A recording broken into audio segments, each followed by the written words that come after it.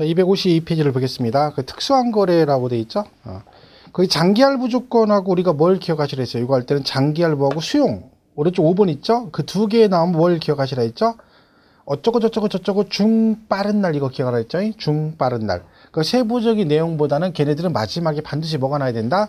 그 중빠른 날의 말이 반드시 나와야 된다는 거. 그죠? 그거를 기억을 해주시면 되겠습니다. 그래서 1번의 장기할부 조건은 소유권 이전 등기 접수일 인도일 또는 사용시기일 중 빠른 날이다 그랬고, 자기가 건설한 건축물 직접 여러분이 허가받고 건물시키게 되면 사용 승인서 규부일을 취득일로 봅니다. 그죠? 근데 동그라미 2번에 걔는 허가받은 경우고 무허가로 지게 되면 언제요? 항상 사실상 사용일입니다. 허가를 받지 않았다는 얘기는 그죠? 건축 허가를 받지 않았으니까 사용 승인 받을 일이 없고, 하지만 사용은 하겠죠. 그러니까 무허가는 사실상 사용일이다 그랬고, 상속 증여 나오네요. 상속은 무조건 돌아가신 날, 그죠? 무조건 돌아가신 날이죠. 근데 증여는 어떻게 돼요? 취득세는 계약일이죠. 취득세는 계약일이 취득이고, 양도세는 증여받은 날 그러죠. 증여받은 날. 그죠? 이게 틀리죠? 증여받은 날. 두 개 헷갈리면 안 됩니다. 두 개 헷갈리면. 그죠? 그래서 이게 헷갈리면 얘는 짧고 얘는 길고, 얘는 짧고 얘는 길고 그랬죠? 짧은 건 짧은 거, 긴 건 긴 거, 줄긋기 하라겠죠? 줄긋기. 그죠? 자, 그래서 취득세는 계약일이지만 양도세는 증여를 받은 날을 취득일로 보겠다. 그죠? 그리고 점유시 취득은 뭐예요? 민법상 우리 점유로 시효를 취득하게 되면, 그죠? 얘는 언제 했어요? 점유시 취득은 몇 년 동안 점유하면 20년 동안 점유를 하게 되면 점유로 해서 내가 시효가 완성돼서 취득을 하게 된다. 그죠? 이때 그러면 얘는 언제가 취득일이다? 내가 처음 점유를 개시한 날을 취득일로 보겠다. 근데 취득세는 시효 완성일을 취득일로 봅니다. 취득세는 점유 개시일이 될 수가 없죠. 왜? 점유를 시작하면 20년 지나야 취득을 하는데 시작하자마자 취득했다고 세금 내라 그러면 말이 안 되는 거잖아요. 취득세는 취득을 해야지 세금을 내는 거지. 그죠? 그러니까 시효가 완성이 되면 취득하는 거니까 취득세는 시효 완성일 그러고, 양도세는 점유 개시일 그러면 되죠. 수용은 말했죠? 중 빠른 날이다. 그거 기억하시면 되고요. 6번은 뭐예요? 완성 또는 확정되지 아니한 자산. 내가 잔금을 다 줬는데 얘가 완공이 안 됐어요. 아파트 분양받는데 잔금 쳤는데 얘가 공사가 안 끝난 거죠. 그러면 잔금 친 날이 아니라 그 목적물이 완성 또는 확정된 날을 취득일로 보겠다. 그죠? 이렇게 되어 있고요. 환지처분은 환지 전 토지 취득일 그럽니다. 환지 받기 전 토지 취득일. 근데 증감된 이렇게 나오죠. 그러니까 증한지 감한지 받은 토지는 언제다? 환지 처분 공고일의 다음 날이다. 그러니까 환지 그냥 나오면 환지 전 그러시면 되고, 증감된 토지 그러면 환지 처분 공고일의 다음 날 이렇게 푸시면 됩니다. 특정 주식 볼 거 없죠. 그리고 254페이지 가면 10번에 취득식 의제 나오죠. 의제.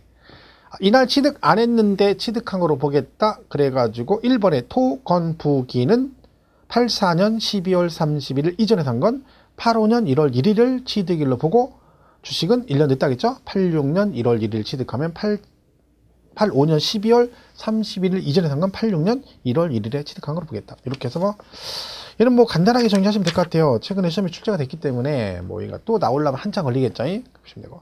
자, 이제 중요한 건 256페이지 나오는 그 양도세의 계산 구조입니다. 자, 이건 계속 강조 드렸지만 이 순서 꼭 암기 하셔야 됩니다. 자, 제일 처음에 먼저 했어요. 팔은 금액, 양도 가액이라겠죠? 여기서 뭘 빼줘? 살 때 들어간 경비를 빼줍니다. 그래서 필요 경비를 빼줘. 그죠? 그래서 뭐가 남으면 내죠? 그래서 양도에서 뭐가 생기면 차익이 생기면 내는 거예요. 차익. 자, 여기서 물가 상승 후 빼준다 했죠? 다 내는 게 아니라 오랫동안 보유하면 일정 기간 동안 올라간 그 물가 상승분을 어느 정도 공제해 준다. 그래서 뭐라 그래요? 장기 보유 특별 공제 빼준다 했죠? 그러면 얘가 뭐가 나오고? 양도 소득 금액이 나오고, 여기서 양도소득 기본공제 해주면 뭐가 나온다? 양도세 과세 표준이다. 그죠? 이렇게 해서 순서를 기억하셔야 합니다. 그리고 여기 필요 경비에 뭐가 있다 했어요? 취득 가액 들어가고, 그리고 뭐도 들어가고, 자본적 지출도 들어가고, 그죠? 그리고 양도비도 들어간다 그랬어요. 양도비. 그래서 이게 이제 경비 얘기입니다. 순서를 무조건 먼저 숙지를 하셔야 돼요. 그래야지 그 세부적인 내용을 정리를 할 수 있다 그랬습니다. 자, 그래서 이거 잘 기억하시고, 자, 일단 그러면 257페이지 보시면 거기 양도가액과 취득가액 적용해 가지고 나옵니다. 자, 얘는 실거래가를 하도록 되어 있습니다. 지금 법적으로 전부 다 실제 거래 가액을 가지고 양도 차익을 계산하게 되어 있는데, 자, 원칙의 실거래가 적용해서 뭐라고 돼 있습니까? 양도세가 과세되는 자산의 양도차익을 계산할 때 있어 양도가액 또는 취득가액은 양도 또는 취득 당시 양도자와 양수자 간에 실제로 거래한 가액이한다. 자, 실제 거래의 가액을 가지고 하는 걸 원칙으로 한다는 얘기네요. 자, 그런 거고 2번 토지 건물 일괄 양도시라고 돼 있죠. 우리 그 취득세 할 때도 많이 했지만 일괄로 하게 되면 통키로 계약을 했다는 거죠. 그러면 얘가 뭔가가 구분이 안 된다는 얘기잖아요. 그죠? 그럼 그 구분할 때 항상 구분하는데 우리 세법은 뭐 한다겠죠? 안분이라고 한다지, 안분. 이때 안분 기준 두 개 있다 하겠습니다. 하나는 뭐 금액을 기준으로 안분하거나 아니면 뭐 면적을 기준으로 안분한다 했죠? 이때 금액은 뭘 말한다? 공시가격을 말한다 했죠. 공시가격. 이때 공시가격은 뭘 말한다? 기준시가가 있고 뭐가 있다 했어요? 시가, 표준액 두 개가 있다 했죠? 기준시가와 시가, 표준액이 있다. 그죠? 근데 얘는 국세에서 쓰는 말이고 얘는 어서 지방세에서 쓰는 말이라 했죠. 이렇게 정리를 하시면 됩니다. 그죠? 이게 이제 뭐다? 안분. 그죠? 그리고 면적은 뭘 가지고? 부속 토지를 안분할 때는 뭘 가지고 간다? 면적을 가지고 안분한다. 그죠? 이렇게 정리를 하시면 되겠어요. 자, 그래서 거기 1번에 그거잖아요. 안분하는 거. 그죠? 그럼 얘는 일괄 양도했대요. 한꺼번에 양도했다는 얘기죠? 그럼 토지 건물 가격이 구분이 안 된다는 얘기네. 그럼 얘는 뭘 가지고 안분하겠어요?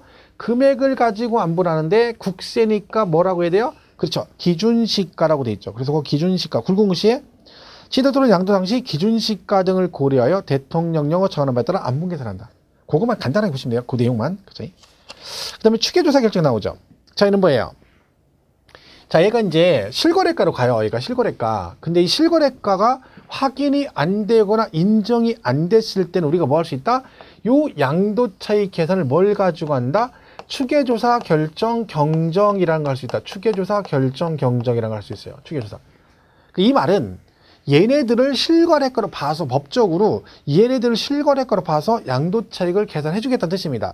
그때 법으로 규정한 이 추계조사 결정하는 그 내용이 있는데 뭘 가지고 그럼 추계 결정하느냐, 그게 정해져 있다는 거죠. 자, 그래서 읽어보겠습니다. 257페이지 예외 동그라미 1번.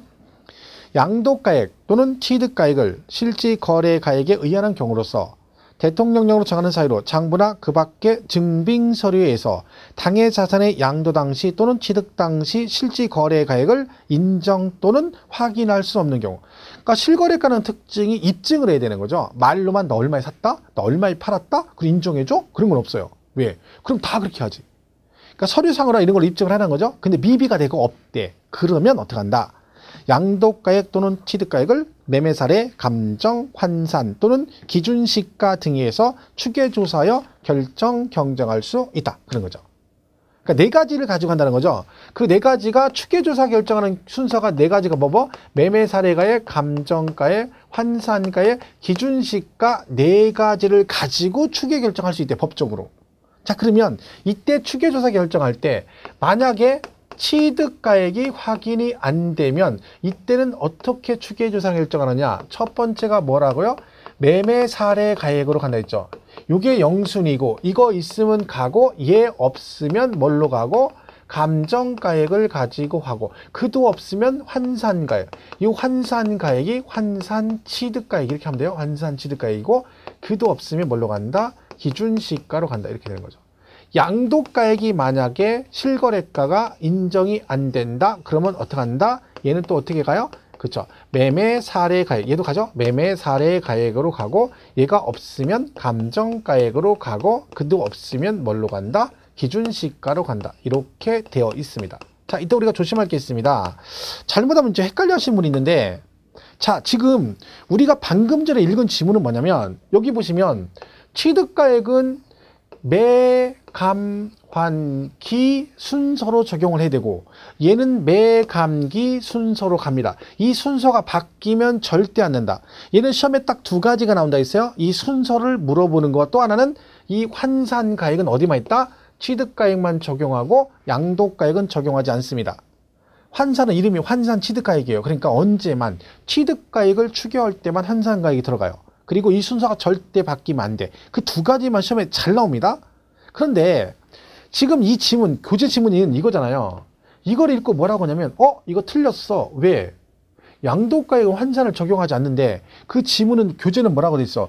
양도 또는 취득가액이 확인이 안 될 때 추계조사 결정은 요 네 가지를 가지고 순서대로 적용할 수 있다. 그러니까 너는 틀렸다는 거야. 이 지금 교재 이름은 뭐냐면요. 얘가 원래는 둘 다 뭘로 해야 돼? 둘 다 실거래가로 가야 되는데 법적으로 만약에 실거래가가 확인이 안 됐을 때, 없을 때는 법으로 추계조사 결정이라는 걸 할 수 있는데 이때 적용되는 기준이 네 가지가 있다는 거야, 법적으로. 그 네 가지가 있는데 그게 이 네 가지라는 거예요. 그 얘를 적용할 때 어떻게 한다? 순서대로 적용을 해야 된다는 거. 이게 예외 규정이라는 거예요. 근데 이제 요 네 가지를 가지고 추계조사 결정을 하는데 취득가액은 이 네 개를 다 적용하고 양도가액은 이 네 개 중에 환산은 적용을 안 한다는 뜻이에요. 그러니까 지문상에 그 구분을 잘 하셔야 되는 거야. 그러니까 지금 우리 교재 내용은 취득가액이 확인이 안 돼서 추계조사 결정할 때 순서를 물어보거나 아니면 양도가액을 물어보는 게 아니라 그냥 이 두 개 다 원칙으로 실거래가로 가는데 추계조사 결정할 때는 요 네 가지 기준을 적용한다. 그렇게 풀어본 거지 이 하나하나 이 각각을 물어본 게 아니라는 거예요. 그러니까 이게 맞는 거죠. 그러면 얘는 뭐라고 물어봐요? 양도 당시 실거래가가 인정되지 않을 때 추계결정 순서 그러면 매감기 그러면 되는 거야. 그죠? 이거 구분 잘해야 돼요. 헷갈리지 마시고. 틀렸다면 안 됩니다. 그죠? 그래서 258페이지 4번에 양도차익 산정 방법 나오죠. 그죠? 1번 양도차익을 계산할 때 양도가액을 실지거래의 가액에 따르면 취득가액도 실지거래의 가액에 따른다. 그래서 양도가액을 실거래가 할 때 가로 안에 매매사례 감정가액 등을 포함한다. 왜요? 실거래가 할 때 얘가 이제 뭐가 되면 실거래가 확인이 안 되면 이거 두 개로 가니까 같이 포함되는 거고 취득가액은 요 세 가지가 포함이 되겠죠. 그래서 취득가액도 실거래가에 따른다. 그죠? 그 다음에 2번 양도가액을 기준시가에 따르면 취득가액도 기준시가에 따른다. 그러니까 동일 방식을 적용하는 걸 원칙으로 한다는 얘기네요. 근데 미니 강의에 추계결정 시 가액 적용이라고 돼 있죠. 양도가액은 매감기, 취득가액은 매감환기. 그리고 구분을 잘 해두시길 바랍니다. 자, 그 다음에 이제 나오는 게 뭐예요? 필요경비죠. 필요경비. 자, 필요경비는 제가 기본 강의 때 다 말씀을 드렸듯이 필요경비는 우리 교재 259페이지부터 260페이지, 261페이지까지 되어 있습니다. 근데 요거는 말씀드렸죠? 이걸 다 보고 외울 수는 없다. 그래서 뭘 기억해라? 제가 여기다가 따로 써둔 거 있다 했죠? 필요 경비에 포함되지 않는 항목. 얘 시험에 잘 나오는 질문이라 했죠? 그죠? 얘가 재작년하고 작년 말고 그 전전년 2년 연장 나오고 작년 시험 문제도 질문 하나가 나왔습니다. 근데 여기 있어요, 질문이. 그러니까 제가 쓰는 7개가 이게 다라는 게 아니지만 얘들이 시험에 거의 이 안에 있는 게 많이 나온다는 거예요. 그죠? 그러니까 최소한 이거는 기억하시라는 거지. 자, 얘는 왜 필요 경비에 포함이 안 되는 거라겠어요? 지가 잘못해가지고 자기가 잘못해서 추가로 발생된 비용은 경비로 인정이 안 된다. 입니다. 그래서 첫 번째가 뭐예요? 세금이라 했죠? 세금, 취득 관련 조세, 취등록세는 포함이 된다 했죠? 하지만 뭐는 안 된다. 취등록세는 들어가지만 그에 대한 가산세는 안 된다. 왜? 가산세는 지가 잘못해서 추가로 발생된 거니까 인정이 안 되고. 그리고 뭐에 대해서 보유 관련 조세도 안 된다 했죠? 보유는 거래와 관련이 없기 때문에 재산세, 종부세 낸 건 당연히 경비로 인정이 안 되고. 그리고 이자 있다 했죠? 대금, 지급, 지연 등에 따른 이자예요. 대금, 지급, 지연에 따른 이자라고 돼요. 지연이란 연체이자죠. 이건 누구 잘못이에요? 본인 잘못이네요. 그래서 연체이자는 포함이 안 된다. 자, 근데 포함이 되는 이자도 있다겠죠? 처음부터 계약할 때 그 이자를 포함하는 조건으로 약정을 해서 계약을 하게 되면 그 할부 이자 같은 경우는 포함이 되는데 그걸 내다가 연체해서 연체이자가 발생되면 그건 네 잘못이니까 인정을 안 해주겠다. 그죠? 그런 얘기고. 그 다음에 세금 부탁 의도를 가지고 계산한 거죠. 부당행위 계산에 의한 시가 초과에. 얘는 세금 부탁 의도를 가지고 원래 시가보다 초과되게 금액을 신고하게 되면 그 초과 금액은 당연히 인정을 안 해준다. 그죠? 그리고 현상유지비용, 수익적 지출 그랬죠? 수익적 지출. 자본적 지출은 들어가지만 수익적 지출은 안 된다. 자본적 지출이란 그 자산의 가치를 증가시키는 지출을 말합니다. 그죠? 리모델링 한다든가 아니면 아파트 베란다 확장 공사 같은 걸 하게 되면 아파트 가치가 올라가기 때문에 걔는 자본적 지출에 들어가지만 뭐는 안 된다겠어요. 싱크대 교체한다든가 변기 교체한다든가 뭐 타일 교체한다든가 장판 교체한다든가 벽지 교체하거나 페인트 칠한다고 해서 가치가 올라가는 건 아니다. 걔는 수익적 지출, 현상 유지 비용이다. 우리가 여자분들이 얼굴에 화장을 한다 해서 그 사람의 가치가 올라가는 건 아니죠. 왜? 지음은 원위치라겠죠. 그래서 걔는 수익적 지출이고 뭐 성형술, 양악술 했다 이러면 성형술은 가치로 올라가는 지출이다. 자본적 지출 이런 식으로 해서 얘는 포함이 안 되고 얘는 들어가고, 그죠? 그 다음에 양도 간접 비용이라 했죠. 양도와 직접 관련되지 않은 비용은 포함되지 않는다. 양도 직접 비용이 뭔지 굳이 알 필요 없지만 중개 수수료, 뭐 법무사 수수료, 중개 뭐 그다음에 인지대, 증권거래세 이런 기타 등등 다 그런 것들은 직접 관련된 비용이죠. 근데 뭐 접대비라든가 뭐 광고비 같은 건 인정이 안 되고요. 그리고 얘 어제 작년에 나왔죠? 필요 경비로 뭐한 금액? 산입된 금액, 그죠? 산입된 금액. 이는 뭐라겠어요? 이미 필요 경비로 산입이 돼서 공제를 받았던 지라 했죠. 그러니까 다른 데서 이미 공제를 받은 거야. 여기서 공제하면 또 이중 공제가 되니까 너는 포함하지 않는다. 그죠? 그래서 그 내용을 잘 숙지하시고 필요 경비 이 부분이라도 꼭 정리를 해 두셔야 됩니다. 그리고 자, 262페이지 가면 보충학습에 필요 경비를 인정하지 않는 그래가지고 그 2번에 아파트를 분양받은 자가 부가가치세법상 일반 과세사업자로서 사업용으로 분양받은 경우 그 부가가치는 필요 경비를 산입할 수 없다. 혹시 기억나시나 모르겠는데 우리 양도세, 취득세 배울 때 이 부가가치세는 내가 아파트 분양받을 때 낸 부가가치세 있죠. 요게요. 요게 취득세는 포함이 안 되지만 양도세 계산할 때는 포함을 시켜준다라고 배웠습니다.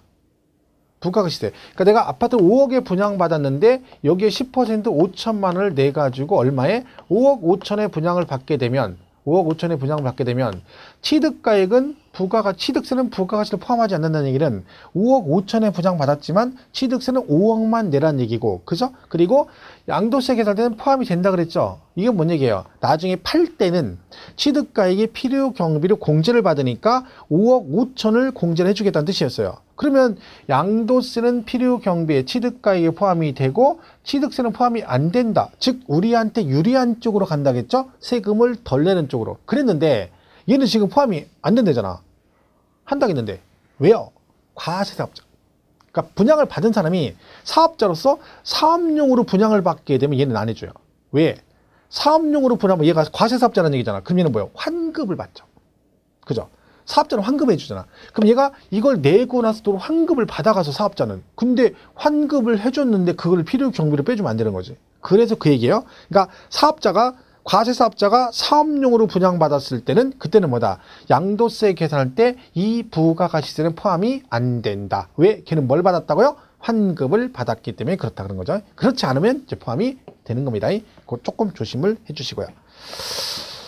자, 그 다음에 실질거래가액 특례라고 돼 있죠. 262페이지 5번에 밑에 1번 예정 또는 확정 신고를 하지 않은 경우. 자, 여러분이 예정 신고나 확정 신고를 하셔야 되는데 안 했어요. 안 하면 이제 과세권자가 세금을 직접 계산을 하겠죠. 자, 이때 어떻게 하느냐? 자, 자산의 양도로 양도가액 및 취득가액을 실질거래가액에 따라 양도세 과표 예정신고 또는 확정신고를 하여야 할 자가 그 신고를 하지 아니한 경우 납세지 관할 세무서장 또는 지방세청장이 결정하는데 뭘 가지고 한다? 부동산 등기법에 따라 등기부에 기재된 거래가액을 실질거래가액으로 추정하여 양도세 과표세액을 결정할 수 있다. 자, 무슨 얘기예요? 둘이 매매했는데 10억에 매매했는데 매도는 파는 사람은 양도세 신고를 안 했어요. 근데 취득을 한 사람은 본인 앞으로 등기를 해야 되잖아요. 그죠? 그러니까 등기침에서 뭐를 해? 실거래가 등기부에서 기록하도록 되어 있잖아요. 그러면 나는 양도세 신고를 안 했지만 상대방은 등기침에서 실거래가를 등기부에 기재했겠죠. 그러면 그 등기부상의 기재 금액을 내가 팔은 실거래가로 추정해서 양도세를 계산할 수도 있다. 그런 얘기입니다. 그 다음에 2번은 상속 또는 증여받은 재산. 만약 여러분이 상속 또는 증여를 받았대요. 그럼 취득할 때 금액이 없죠. 그걸 갖다가 팔아요. 그럴 때는 어떻게 한다는 거예요? 실거래가를 어떻게 한다? 상속세 및 증여세법 규정에 따라 평가가액을 취득 당시 실질거래가액으로 본다. 그러니까 취득을 상속증여 받았으니까 실거래가 없잖아요. 무상승계니까. 그때는 어떻게 한다는 거야? 상속세 및 증여세법에 따라 평가해서 걔를 실거래가로 봐주겠다. 그런 얘기입니다. 접수되고. 그 추계결정, 양도차익 계산 다 있죠? 자, 걔는 뭐냐면 이런 거예요. 얘가 이제 이렇게 가는 거죠. 이걸 잘 보세요. 얘가 지금 실거래가로 가고, 그죠? 그럼 얘도 실거래가로 가죠. 근데요, 이 자본적 지출하고 이 자본적 지출과 양도비는요, 양도비는 언제 적용하냐면 얘가 취득가액을 실거래가로 갈 때는, 얘 있죠? 자본적 지출과 양도비를 실거래가로 같이 필요경비로 포함이 돼요. 그러니까 자본적 지출과 양도비는 언제 필요경비에 포함된다고요? 취득가액이 실거래가로 갈 때. 근데요, 그럼 얘가 만약에 추계조사 결정을 했어요. 취득가액을. 왜? 실거래가 확인이 안 돼서 추계조사 결정하게 되면 그때는 얘네들을 적용하지 않습니다. 왜? 얘들은 언제 적용한다고요? 얘가 실거래가 확인이 될 때. 그럼 이거 대신 뭘로 간다? 추계조사 결정할 때는 필요경비 계산공제랍니다. 필요경비 계산공제액을 적용한다. 그러니까 이건 임의적으로 국가에서 정한 거예요. 그죠? 그래가지고 그 필요경비 계산공제액이란 걸 비율을 정해가지고 요거를 뭐 대신에 자본적 지출과 양도비 대신에 얘를 적용하겠다는 거지. 그럼 여러분은 뭐는 기억하셔야 되는 거야? 취득가액이 실거래가 확인이 안 돼서 추계조사 결정하는 경우에는 뭐 대신에 자본적 지출과 양도비 대신에 필요경비 계산공제를 적용한다까지는 가야 되는 거지. 그죠? 거기까지는. 그래서 이 필요경비 계산공제는 공제율이 법으로 정해져 있습니다. 근데 참고로 말씀을 드리면 얘가 나오면 3%예요. 왜? 부동산을 내거든요. 부동산. 그죠? 그럼 얘는 뭐의 3%냐면 기준시가의 3%예요. 기준시가. 왜냐면 실거래가가 없으니까 기준시가로 하겠죠. 언제적 기준시가? 취득 당시 기준시가죠. 왜? 얘가 취득세 지금 취득가하고 관계된 거잖아. 그죠? 그러니까 만약에 여러분이 실거래가 없어 추계조사 결정하게 되면 그 취득 당시 기준시가에도 3%로 곱해가지고 필요경비 계산 공제액으로 정해주겠다. 그런 얘기입니다. 그래서 그 내용까지는 기억하셔야 돼요. 그죠? 그래서 요게 추계조사 결정하면 요거 대신에 필요경비 계산공제 적용한다. 요거는 꼭 기억을 해주시고요. 자, 그러면 넘어가시면 264페이지에 그 3번에 필요경비 계산공제액이 나와있지, 표에. 그죠? 그 토지 건물 3%, 부동산 무조건 3%죠? 그죠? 미등기는 0.3%고, 그 다음에 지상권, 전세권, 등기된 부동산 임차권은 7%, 부동산에 관한 권리, 그죠? 기타 자산 및 주식 등은 1% 공제를 합니다. 요 1% 나오세요, 일부러. 그죠? 4번 보세요. 자, 근데 얘가 지금 보시면 이거를 추계조사 결정하게 되면 필요경비 계산공제 적용한다 했잖아요. 그죠? 근데 예외가 있어요, 예외가. 뭐가 있냐면 얘가 환산가액으로 할 때. 그러니까 취득가액 매감환기잖아요. 그죠? 근데 매매사례 감정 말고 환산가액으로 갈 때는 예외가 있어요. 자, 이때는 어떻게 하냐? 환산가액 적용할 때는 첫 번째, 원래는 어떻게 해요? 원래는 그 환산 취득가액에다가 뭘 적용해요? 필요경비 계산공제 이렇게 가잖아요. 근데요, 이 환산가액을 적용할 때는 요거 두 개 더한 거하고 두 번째, 원래 있죠. 원래 저 자본적 지출과 양도비 있죠. 양도비. 그죠?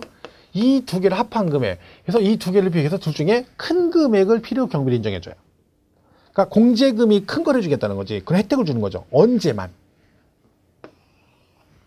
이거 적용할 때만. 그래서 그 264페이지 맨 밑에 보세요. 환산가액 적용 시, 환산가액 적용 시 필요경비 특례라고 돼 있죠. 취득가액을 환산가액으로 하는 경우로서 다음에 1의 금액이 2의 금액보다 적은 경우에는 2의 금액을 필요경비로 할 수 있다. 그 말은 두 개 중에 큰 금액으로 갈 수 있다는 얘기죠. 자, 1번 환산가액과 필요경비 계산공제액의 합계. 그러니까 원래 환산가액이 1억이다 만약에. 그리고 얘가 필요경비 계산공제가 300만 원이었다. 그럼 두 개 더 얼마면 1억 300이죠. 요거 하고 그 다음에 자본적 지출과 양도비 합계. 얘가 만약에 1억 2천이다. 그럼 그때는 이걸로 안 가고 뭘로 간다? 1억 2천으로 가주겠다는 얘기죠. 그래서 이번에 실제 발생한 자본적 지출액과 양도비용 합계 이렇게 된 거죠. 그래서 그 두 개를 할 수 있다. 언제만? 환산가액으로 갈 때만 그렇다는 거죠. 이 환산가액은 거기 공식이 있어요. 264페이지 동그라미 3번 맨 위에. 양도 당시 실거래가 양도 당시 실거래가나 매매사의 감정가액이 있으면 거기다가 뭘 곱해요? 거기다가 양도 당시 기준시가분의 취득 당시 기준시가 이렇게 해서 구하는 거예요. 만약에 양도 대 실거래가가 10억이에요. 양도가액이. 취득가액은 확인이 안 돼. 환산을 해야 돼. 그럼 어떻게 돼? 여기다가 양도 당시 기준시가가 만약에 뭐 5억이다. 그리고 취득 당시 기준시가가 만약에 3억이다. 그럼 이렇게 5분의 3 하는 거죠. 그럼 얼마 나와요? 6억. 그럼 얘가 뭐요? 환산가액이다. 그래서 얘를 취득가액으로 보겠다. 이런 식으로 구합니다. 이게 계산 문제 한번 나온 적이 있거든요. 이거 이용해가지고. 겁나게 복잡합니다. 왜? 이 문제를 풀려면 환산가액 특례 있죠. 요 특례 규정도 알아야 되고요. 환산가액도 구할 수 있어야 되고요. 필요경비 계산공제 다 알아야 돼요. 못 푼다는 얘기지. 그래서 계산 문제 찍으라 했잖아. 도전의식을 가지면 안 돼. 도전의식. 그죠? 지감치 포기하고 찍어버리는 거죠. 잡으시면 돼요. 자, 이렇게 보시면 되고. 기준시가는 뭐 특별한 거 없으면 이건 나중에 뭐 간단하게 문제 혹시 나오면 정리하시면 되고요. 267페이지 가면 4번에 양도차익 계산 특례라고 돼 있죠? 그래서 고가주택의 양도차익 계산 특례 나오네요. 이것도 뭐 했었죠? 이게 뭐예요? 우리가 뭘 고가주택이라 그래요? 실거래가로 양도가액이 9억 초과. 고가주택은 두 군데밖에 없다 했죠? 여기하고 부동산 임대업에서 1주택 할 때 고가주택. 그때는 둘 다 9억 초과인데 임대업에서는 기준시가 9억 초과, 얘는 양도세는 실거래가 9억 초과죠.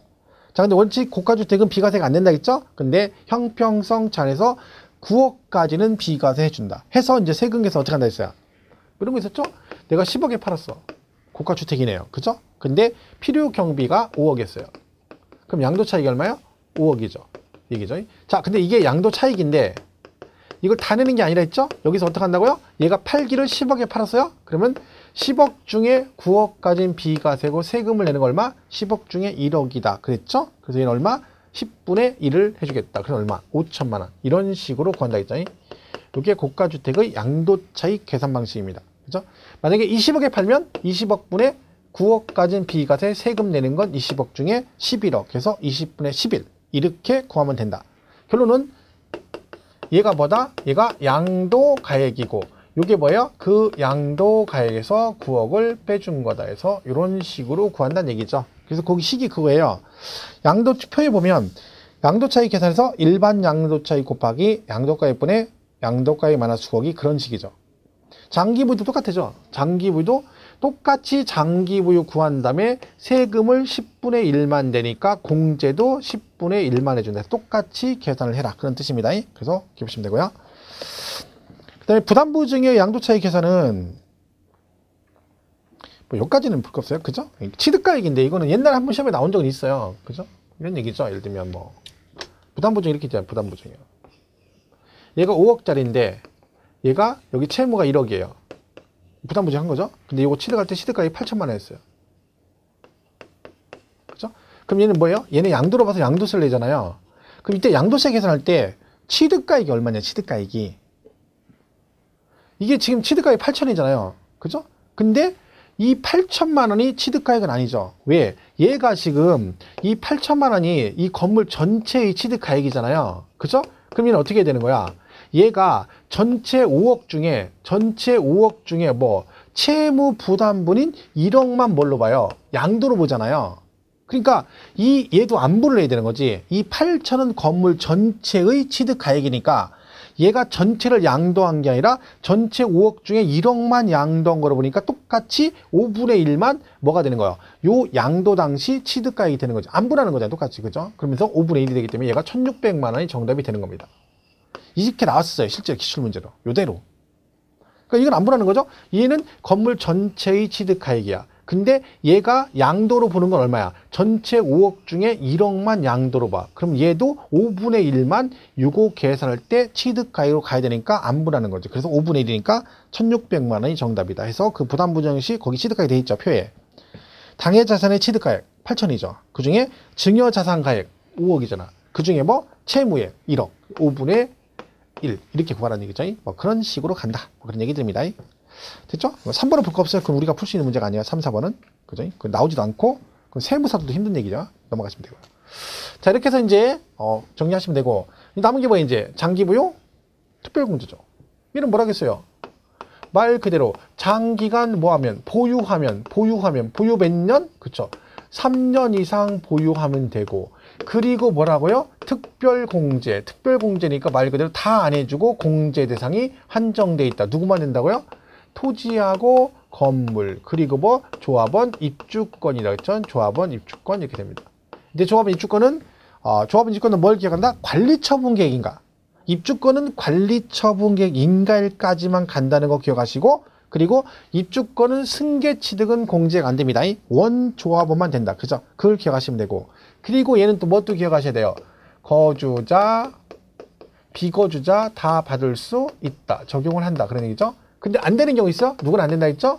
미등기는 무조건 안 되고, 그 다음에 뭐 조정 대상 지역, 그죠? 조정 대상 지역 내 2주택 이상 안 된다. 2주택 이상 안 된다 했죠? 이렇게 해서 보시면 됩니다. 얘는 공제가 안 된다. 그래서 조정 대상, 미등기하고 조정 대상 지역은 받을 수 없습니다. 공제가. 그죠? 이렇게 돼 있고. 그럼 대체 얘는 공제를 얼마 해주느냐?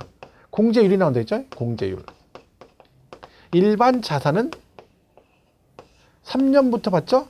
1년에 2%씩 했는데 이거 개정된 거죠. 3% 아니고 올해부터 몇 프로? 2%부터 시작해서 쭉 가가지고 기간이 늘었어요. 몇 년? 15년. 그렇죠? 15년 이상이면 2% 최대 얼마까지? 그렇죠. 30%까지 공제받을 수 있다. 이렇게 되어 있습니다. 그렇죠? 이건 개정사항이니까 잘 기억하셔야 되죠. 그리고 여기 또 뭐가 있어요? 1세대 1주택. 1세대 1주택자가 장기 보유가 된대. 그 말은 뭔 얘기예요? 3년 이상 보유했는데 비과세가 안 되는 주택을 받는다 했죠? 여기 대표 주제가 뭐라겠죠? 고가주택. 고가주택은 비과세가 안 되니까 대신 세금을 덜 내도록 공제를 많이 해주겠다. 그 많이가 얼마나 했어요? 1년에 8%. 38은 24. 이렇게 된 거죠. 그래서 10년 넘어가면 최대 80%까지 공제받을 수 있습니다. 80%. 이것도 이제 개정이 되죠. 이제 이거 받으려면 이제 보유 2년 거주를 해야, 거주 2년을 해야 80% 공제해준다. 이런 식으로 이제 개정이 됩니다. 올해는 이제 그냥 가는 거고. 그죠? 그래서 어쨌든 1주택자는 이렇게 8% 공제해준다. 근데 여기서 이제 뭐라고 나온다 있어요. 여기서 뭐가 나와요? 비거주자는 제외. 자, 이 말 이해 잘 하시라겠죠? 자, 비거주자는 장기보유 특별공제를 적용하지 않는다. 땡. 됐어요? 된다겠죠? 얘는 무슨 뜻이다? 비거주자가 여기 1주택에 해당이 되더라도 너는 비거주자니까 이렇게 많이 공제를 안 주겠다. 그러니까 8% 공제 안 해주고 뭘로 간다? 일반 공제로 간다 그 얘기지 안 된다라고 생각하면 안 된다. 그걸 자꾸 착각하시면 안 됩니다. 그리고 또 하나 얘는 어떤 금액에 대해서 공제받는다?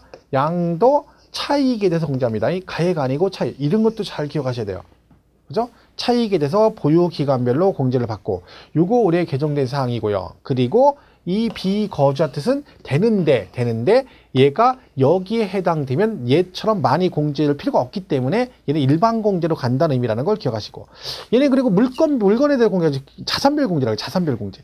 그러니까 그 부동산 각각에 대해 공제받기 때문에 1년 12번을 팔아도 계속 공제받을 수 있고요. 그죠? 그 다음에 기본 공제는 뭐라 했어요? 기본. 무조건 해준다. 얘는 안 따져. 뭘 안 따져요? 보유기간 안 따지고, 그리고 공제. 공제 다 된다 했죠? 다 돼. 양도세, 과세 대상은 전부 다 된다 그랬죠. 근데 누군 안 된다? 그쵸. 미등기는 안 돼. 미등기. 그래서 우리가 장기와 기본 공제 둘 다 동시에 한다는 게 뭐다? 미등기죠. 얘도 뭐가 된다 했어요? 거주자 되고, 비거주자 다 받을 수 있다. 동시에. 그죠? 그럼 얘는 도대체 얼마를 공제하느냐? 금액으로 간다 했죠. 공제액 그런다 했죠. 공제액. 이런 뭐다 있어요. 그죠? 소득별로 각각 1년에 250만 원. 그죠? 이때 소득별이 뭐라 했죠? 토, 건, 부, 기, 주식 등 파생 상품 이렇게 문제죠. 이렇게. 요게 소득별이라는 뜻이었죠. 그죠? 어떻게 한다는 거야? 요거 묶어서 1년에 250, 얘 따로 1년에 250, 얘 따로 1년에 250 이 뜻이라 했죠? 이렇게 해서 이걸 소득별 그래요. 자산별은 각각 받는 건데 얘는 그게 아니라 있죠? 요 4개 묶어서 1년에 250, 연오시 이렇게 한다. 그래서 이걸 소득별이라고 합니다. 자산별 그러면 안 되고 요런 규정을 잘 봐야 돼요. 그리고 이 두 개를 비교해서 잘 기억하셔야 돼요. 같이 이 개정사항이 있으니까 나올 확률이 굉장히 높습니다. 꼭 기억하시고. 그리고 이 중에 외국에 있는 자산, 국외 자산 양도했을 때, 외국에 있는 물건을 팔았을 때 하나는 공제해주고 하나는 공제 안 해줍니다. 얘하고 얘 중에 어느 걸 공제 안 해줄까요? 공제를 많이 해줄 것 같아요? 적게 해줄 것 같아요? 적게 해주죠. 외국에 있는 거 파는데 많이 안 해주잖아. 그래서 얘는 안 해줘. 국외 자산 양도 시 장기 보유는 안 돼요. 근데 기본 공제는 해줘요. 얘는 얼마 안 되니까. 그래서 근데 장기를 한 방에 몇천 받을 수 있죠. 그래서 안 해주는 거야. 나중에 국외 자산 양도 시할 때 이게 나와요. 국외 자산 양도 시 장기 보유 특별 공제는 적용하지 않고 뭐만 해준다? 기본 공제만 적용해준다. 해서 이 두 개를 비교해서 정리하시는 게 좋습니다. 장기 보유는 원래도 시험에 잘 나오는 부분이니까 여러분이 꼭 숙지를 해주시고요. 269페이지 여기 보면 장기 보유 특별 공제 대상 나오죠. 양가로 2번에 대상. 그죠? 거기 장기 보유 특별 공제는 3년 이상 보유하고 양도하는 토지와 건물 및 조합원 입주권 하고 조합원 입주권 가로 안에 뭐라고 되어 있습니까? 조합원으로부터 취득한 것은 제외. 승계 취득은 안 된다는 얘기죠. 그렇게 보시면 되고. 그 다음에 밑에 장기 보유 특별 공제 기간 계산이라고 되어 있죠? 보시면 뭐 보유기간은 취득일로부터 양도일까지란다. 그리고 이번에 배우자 직계 존비속으로부터 증여받은 토지 건물을 5년 이내 양도면 증여한 배우자가 취득한 날로부터 계산한다. 이건 우리 뭐 가불명 2월 가서 배웠죠? 증여받고 5년 이내 팔았다. 다음 시간에 할 건데 그죠? 그때 뭐요? 하면 정리하면 되죠? 그때는 증여자 가부의 시점으로 간다. 그런 얘기인데 그거 할 때 다시 설명을 드리겠습니다. 장기 보유 특별공제 배제라고 돼 있죠? 미등기 안 되시고 걸리면 죽는 거예요, 얘는요. 그리고 조정 대상 지역에 2주택 이상은 받을 수 없다. 4번 장기 보유 특별공제 계산 그래가지고 장기 보유 특별공제액은 그 자산의 양도 차익. 근데 가로 안에 조합원 입주권은 항상 어디까지다? 관리처분인가요? 관리처분인가. 항상 거기까지 간다 했죠. 그래서 보유기간에 따라 공제를 해주겠다. D장 넘어가면 다만 됐죠? 그 표 있죠, 표. 그죠? 그게 지금 토지 건물 조합원 입주권이잖아요. 공제율 나와 있죠. 2%씩에서 6% 최대에서 30%. 근데 1주택자는 몇 프로? 8% 공제 적용해서 최대 얼마까지? 80%까지 공제받을 수 있다. 그런 얘기죠. 보시면 되고. 5번에 비거주자의 장기 보유 특별 공제율이라고 따로 되어 있잖아요.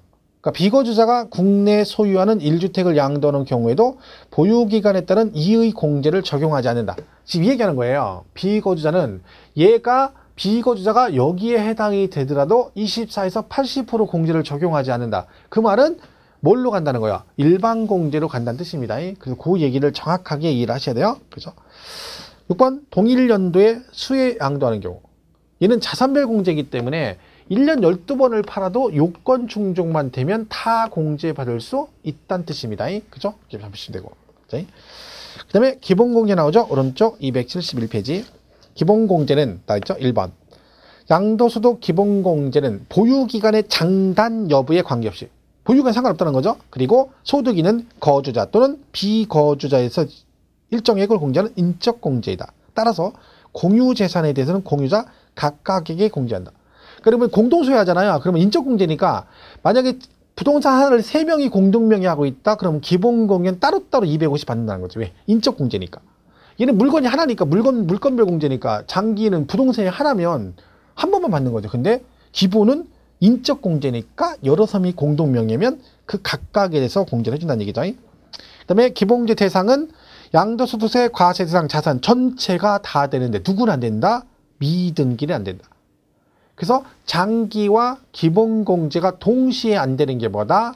미등기다. 그 얘기죠. 그리고 3번 기본공제액 해가지고 양도소득인은 거주자 또는 비거주자에 대해서는 다음 각 고의 소득별로 뭐라고요? 소득별로 각각 연 250. 그래서 토, 건, 부기, 주식 등 그리고 파생상품 이렇게 묶어서 얼마?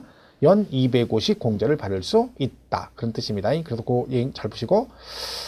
그래서 거기 그 미니가 오면 거주자의 국외 자산도 국내 자산과 동일하게 공제 가능하다. 그러니까 외국에 있는 물건 팔았을 때도 뭐는 해주겠다는 거야. 그죠? 기본 공제는 받을 수 있다는 거지. 근데 뭐는 안 된다겠어요? 장기 보유 특별 공제는 안 됩니다. 그죠? 기본 공제만 해주겠다. 그런 뜻입니다. 이렇게 해서 정리를 하시면 되겠어요. 자, 그 다음에 4번에 감면 소득 금액이 있는 경우의 공제 방법이라고 되어 있죠. 자, 이건 뭐냐면, 잡으세요.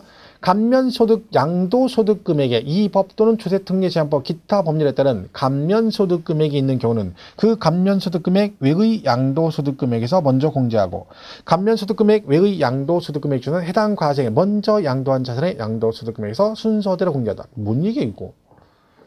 간장 공장 공장장은 강공장장이 있고 뭐 이런 얘기네요. 그죠? 이게 무슨 얘기냐면 이런 얘기예요. 기본공제 250만 원 해주는데 그러니까 여러 개를 팔다 보면 동시에 얘는 감면되는 게 있고 얘는 감면 대상이 아니래요. 이렇게 되는 거야. 얘는 감면을 받고 얘는 감면 대상이 아니래요. 그럼 250만 원 공제해 줄 때 누구부터 공제해 준다는 거야? 너는 감면을 받았으니 너 말고 감면 안 되는 너부터 공제해 주고, 그리고 감면이 안 되는 애들 중에선 또 여러 가 있을 거 아니야. 그럼 얘네들은 어떻게 한다? 먼저 양도한 순서대로 공제해준다. 그 얘기예요. 자, 근데 그걸 이제 법조문에 뭐라고 하는가?